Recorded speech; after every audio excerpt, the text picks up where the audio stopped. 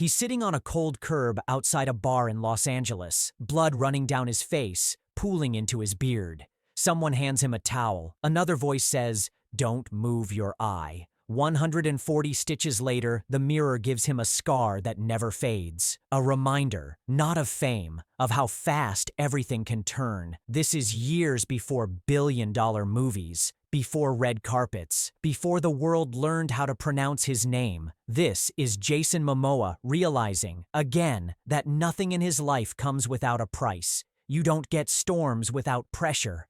People look at him now and see the obvious. 6'4", built like a siege weapon, a laugh that shakes rooms, tattoos that look ancient, deliberate. They assume dominance came easy, that he was born loud, confident, unstoppable, that Hollywood opened its gates and waved him through. That's the lie. The truth starts much quieter, in Iowa, flatland, frozen mornings, a boy who smells like the ocean but lives where water hurts your skin. His parents split early. His father stays in Hawaii. His mother takes him to the Midwest. No waves, no uncles, no chance, no sense. Just snow that never ends and a feeling that something essential has been amputated. Kids notice difference. They always do. The hair, the height, the face that doesn't belong. He learns early how to be alone in a crowd, how to swallow it, how to turn silence into armor. He learns that phones don't ring when you want them to, that birthdays can pass unnoticed, that longing can become background noise if you let it, that ache never leaves him, it just changes outfits. At 19, he goes back to Hawaii with almost nothing, no safety net, no plan B. Works at a surf shop on the North Shore, barefoot on hot concrete, smiling for tourists who don't see the hunger behind his eyes. Sometimes he sleeps inside, sometimes he doesn't. Benches by the water, nights where dinner is optional and pride is expensive.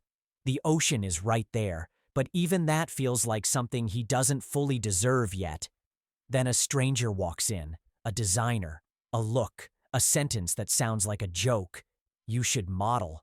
He almost laughs it off, but that's how it starts. Not with confidence, with disbelief. Suddenly, he's model of the year in Hawaii. Photos, attention, a door cracked open just enough to let hope leak in. It leads to television, to running in slow motion on beaches for a show that pretends to be about heroism but mostly teaches him discipline. 40 episodes, repetition, learning where to stand, when to breathe, how to be seen without disappearing. The real grind comes later. 5 years of sci-fi television. Dreadlocks so heavy his neck aches, 12-hour days, cold water, wire rigs, fights that leave bruises blooming under makeup. This is where his body starts keeping receipts, where pain becomes routine, where he stops thinking of himself as lucky and starts thinking of himself as durable. He builds a reputation, reliable, physical, intense, a little wild. Hollywood likes wild until it doesn't. Then comes the audition that changes everything. He doesn't read lines the way they expect. He performs a haka, full voice, full body, ancestral rage and joy colliding in a small room full of executives who don't know what they're watching but know they can't stop it. Silence afterward. The good kind. The kind that means something irreversible just happened. Overnight, he's everywhere. A warrior king on the most talked about show on television. Men want to be him. Women want him. The internet loses its mind. He becomes a symbol, strength, masculinity, power. And then, just as fast, it's over. His character dies. The show moves on. Hollywood moves on. The calls slow, then stop. He's famous, but not employable. Recognizable, but uncastable. Too big, too ethnic, too intense. Not leading man clean, not character actor small. Between 2012 and 2014, the money runs thin. Fear creeps in. He borrows to get by, to keep food on the table, to protect his kids from knowing how close the edge really is. This part doesn't make magazine covers. The quiet panic, the shame of wondering if your moment already passed, if that roar in the audition room was your one shot. This is the stretch that breaks most people. It almost breaks him.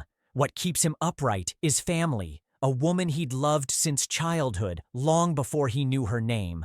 A relationship that feels mythic from the outside. 2 kids. A promise to never disappear on them the way life disappeared on him. He tells himself quitting isn't an option because their faces won't let him. Then the ocean comes back for him. A superhero built around water. A character the studio isn't sure about. A gamble. He trains like a man trying to outrun his own past. 6 days a week. Brutal sessions. Endless swimming. Cold. Wait. Repetition. He doesn't just want to look like a king. He wants to feel earned. As if every rep is an apology to the boy in Iowa who thought strength meant survival. The film hits, and then it detonates. $1 billion. The highest grossing entry the studio has ever seen. Suddenly he's not too much. He's exactly enough. Interviews, covers, A-list money. $14 million for one role. At the premiere, he leads a haka again, this time on the world stage. Gratitude, defiance, proof. People think this is the happy ending. It isn't, because success doesn't erase pressure, it multiplies it. Fame demands absence, long shoots, constant travel, expectations. The relationship that looked invincible starts to crack under weight no one else can see. Love doesn't explode, it erodes, quietly, privately, until one day it's announced with careful words and heavy silence. He loses his marriage, and with it, the illusion that conquering something on screen prepares you for losing it in real life. He says later, it felt like losing the ocean again. As if that weren't enough, his body begins to rebel. Years of stunts, impacts, strain, shoulders that burn, knees that complain, a back that never quite relaxes. At 46, movement requires intention. Warm-ups aren't optional. Pain is managed, not defeated. And there's that scar, the eye, from the bar fight years earlier. A reminder that violence doesn't always look heroic. That fate can ambush you on a random night with a piece of broken glass and change your face forever. He carries it all, publicly smiling, privately slower, more careful. These days, when the cameras are gone, he retreats. Topanga Canyon, motorcycles, guitars, painting like his father taught him, not because it sells, but because it grounds him. He lives simpler than people expect. Chooses time with his kids over appearances that feel empty, teaches them to climb, to surf, to respect where they come from, to stay wild without being reckless. He fights for the ocean now, not as metaphor, but mission. Aluminum cans instead of plastic, real money poured into conservation, indigenous voices amplified, not slogans, work. Because if the sea raised him once, he owes it protection in return. Here's the part no one likes to admit. After all of it, the money, the muscles, the movies, he's still that boy who learned early that love can vanish, that belonging is fragile, that strength is something you build every day or it rusts. That's why he endures. Not because he's invincible, but because he isn't. Because every scar has a story.